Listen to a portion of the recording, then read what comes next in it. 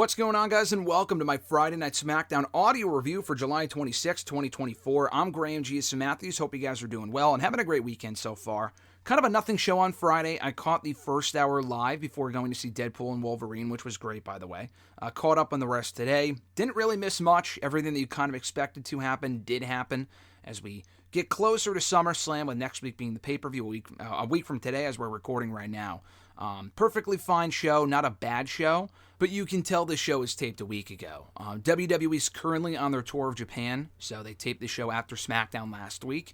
And again, like I said, it was pretty evident based on the crowd atmosphere and how they gave the Gauntlet match so much time, which was fine. No real issue with that. I mean, a Gauntlet match, a tag team Gauntlet match, should get some time. But it was almost as if, why give it so much time if it's the outcome really isn't in much doubt at all.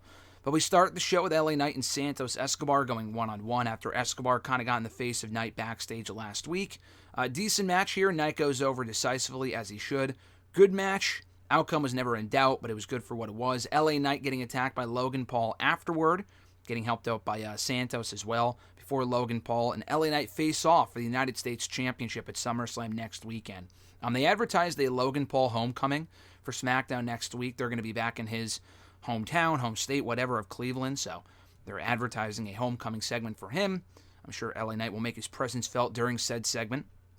We had Bianca, Belair, and Jade Cargill out in the ring next to call out the WWE Women's Tag Team Champions, Alba, Fyre, and Isla Dawn. And when they did come out, Bianca and Jade quickly disposed of them, and that was it. What a fucking waste of time. Now, I know they did this to set up the WWE Women's Tag Team title match between the two teams for next Friday's SmackDown. They're not doing it at SummerSlam. They're doing it on SmackDown next week in the same city, obviously, in Cleveland, but they're not doing it at the show itself, on the pre-show or whatever, and that's fine. Honestly, they could have just announced the match without doing any of this. This was a fucking waste of time. Dawn and Fyre have barely been on the show since they won the belts, so it's not as if they feel like any real threat to Bianca and Jade. They've been mostly appearing on Main Event, and they got a title defense coming up in NXT this Tuesday. Kind of gives that the fuck away, that we know they're not going to be losing that match before Bianca and Jade challenge them on Friday's SmackDown. And maybe Bianca and Jade get the belts back. I think the belts are better off in the garbage at this point. I just can't see Fyre and Dawn, for how little they've been protected or portrayed as champions, pinning either Bianca or Jade. Maybe the match ends in like a DQ or something, or a count-out win for the champions. I think it's a lot more likely we get new women's tag team champions next week. Speaking of tag teams, we had a tag team gauntlet match. It was a tag team turmoil match. There's no difference. They just called it a tag team gauntlet match this time, to determine the next number one contenders to the WWE Tag Team titles. That was obviously won by the Bloodline's Jacob Fatu and Tama Tonga. Now, they did advertise last week Tama Tonga and Tonga Loa, but Tonga Loa got messed up. His eye got messed up by the baby faces last week. Obviously not legitimately. I think the plan was always to have Fatu and Tonga in the gauntlet, because this was obviously taped on the same show. And again, I mean, I guess he could have been legitimately injured, and then they did a last-minute replacement. But Fatu's been the one that's been getting all the heat lately in the Bloodline, so it would make sense why they would want him in the match, even though Tonga and Tonga Loa are the Gorillas of Destiny. Jacob Fatu's the real draw of the Bloodline right now, so it would make sense why they would want him in the match. As soon as they announced him as the replacement, you knew they were winning. You probably knew they were winning anyway, even if it was Tama Tonga and Tonga Loa, but putting Jacob Fatu in there made it so fucking obvious they were winning the whole match. And they came out last, too. The Profits were in there for a while. They knocked off the OC, Pretty Deadly, Apollo Crews, and Baron Corbin, who knocked off Legado in the first round. But the Profits lasted a while, and they had a good showing. But the Bloodline being saved for dead last was pretty formulaic stuff. WWE does these gauntlet matches so often. They kind of all follow the same formula. We've got some great gauntlet matches over the years in WWE, specifically in the last 5 or 6 years.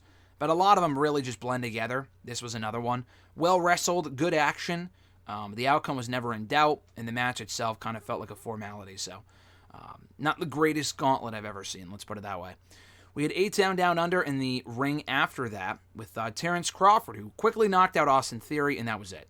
So Waller had said, I know Theory he's been talking about taking the fight to you, Terence, and whatever. And then Terence quickly retaliated by knocking out Theory. Waller left, and that was it.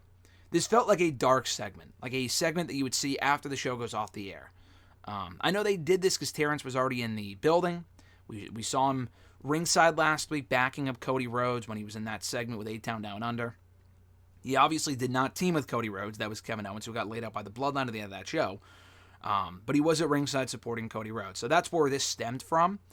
But still, felt like a waste of time. I know it existed to hype up Crawford's upcoming fight. They probably worked in a deal where they could hype the fight by having him knock out Theory and get a good reaction. He's from the area, I think, anyway, from where this was taped. I get it. Just didn't really do a lot for me personally. I'm just at a point now where there has been so much tension teased between A-Town Down Under. Just shit or get off the pot at this point. Fucking do the split or keep them together. They've been teasing tension for months now. They're already no longer the WWE Tag Team Champions. Just do the split. Have Theory get fed up with them, pull in Alex Riley or whatever, and snap on Grayson Waller. That's what I would do. This was fine, but I just didn't give a shit about it. There was also an interview that aired with Cody Rhodes right before the main event. It wasn't really an interview. It was Cody Rhodes sitting down discussing the events of the last couple of weeks, losing his friends and Randy and Kevin and kind of being outnumbered by the Bloodline before challenging Solo Sikoa to a face-off next week on the show on less than 24 hours before SummerSlam. So that was fine as well. Not exactly an interview, but it was decent for what it was. Kind of what you would expect on a tape show, to be honest with you. And then the main event, just like that, we had Nia Jax and Tiffany Stratton in the tag team main event beating Bayley and Michin. Nia Jax pinning Bayley. A good match, well worked. Not a barn burner by any means, but for what it was enjoyable. Jax and Stratton work well together as partners. Bayley and Michin getting a main event spot, which was nice. Bayley hasn't had a lot of spotlight as the WWE Women's Champion, so giving her some main event spotlight for a change I thought was nice. This did make me wonder, though, with Nia pinning Bayley, not even the fact they won the match. She pinned Bayley. Does Nia still walk out of SummerSlam the new WWE Women's Champion? I've been saying for months that she would. Now I'm a little bit more skeptical. I don't know that she does. Now that she's beaten Bayley and she has literally pinned her, would they do it again next Saturday? I'm still going with Nia, but now I think it's a lot less likely. There's a chance they have Bayley win and then Tiffany cashes in. I mean, I wouldn't do a Money in the Bank cash in at SummerSlam again. We've seen enough of those. We literally saw it with the women last year with Io Sky. I feel like to follow that same formula would be fucking lazy. But, it's possible they do that. Nia Jax's champion would not be a terrible idea. She's had a pretty good return run. I've talked about this before. I would not be opposed to Nia becoming WWE Women's Champion.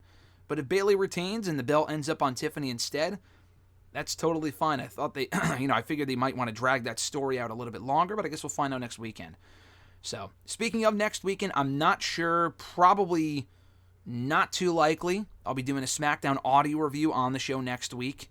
I'll be in Cleveland for the show next weekend, obviously. I'll be leaving Thursday, coming back Sunday. I'll watch SmackDown at some point. I might even be there. Probably not. I'm kind of aiming to go to the Guardians game instead that night. But then again, they did hype up 2 tag team title matches for next week's show. They hyped Cody and Solo going face-to-face. I don't really give a shit about that. Logan Paul's homecoming. Don't really give a shit about that. But they did hype up Bianca and Jade challenging Fyre and Dawn for the WWE Women's Tag Team titles, and DIY defending their WWE Tag Team titles against the Bloodlines Fatu and Tama Tonga. Pretty likely that we get 2 title changes on the same show next Friday. I think DIY's reign ending within a month would be fucking dumb, but they really want to put... I just don't see a scenario where the Bloodline loses. Do Orton and Owens cost them the win? Do we rekindle that rivalry fucking again? How many times are Orton and Owens going to come back looking for the Bloodline? At some point, we got to move on. Does Fatu lose in his first match, one of his first matches in WWE, on SmackDown? I don't know. I mean, Tama Tonga could easily take the pin, but I don't know that they do that. I think we do see new WWE Tag Team Champions next week. I don't want to, not yet anyway, but I think we could. So I might be at the show, I might not be, I don't know yet. And regardless, I don't know if I'm going to do a SmackDown audio review before the pay-per-view that Saturday. Probably not. Small chance I could. Don't think I will. SmackDown Lowdown, if they do one, and they should, because the pay-per-view's not until later on in the day, I would probably either quickly watch it and put up the review that day, or have to wait until Sunday or Monday, because I'll be traveling on Sunday, so we'll see. But keep an eye on the channel for that and all the other content going up throughout the week, as usual. Thank you guys for checking out my review of the show from Friday. Like I said, kind of a nothing show if you missed the show, to go to see Deadpool and Wolverine, or for whatever reason. first of all, you would be better off seeing Deadpool and Wolverine. This was not a bad show, but it was a very forgettable taped show where not a whole lot happened. It was decent for what it was, but not a whole lot happened, and kind of an inconsequential edition of SmackDown this week, I thought. Like I said, thank you guys for checking out my review. I appreciate it. Be sure to like the video, drop a comment, share the video, and subscribe to the channel for more daily content. Have an awesome one, guys. I'm Graham G.S. Matthews, and I'll catch your ass down the road.